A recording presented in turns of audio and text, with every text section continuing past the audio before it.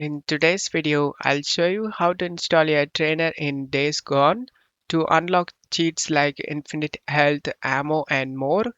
Check my video description for this trainer download link. Scroll down under standalone versions, select the latest version.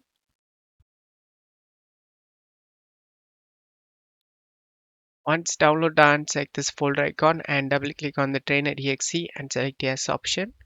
Launch the game. Once you are in game, press Alt tab and open the trainer. Turn on the cheats you like to use.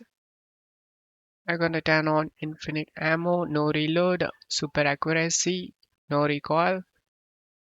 Once you turn on the cheats you like to use, minimize this and get back to the game. And as you can see, no reload, infinite ammos, it's working.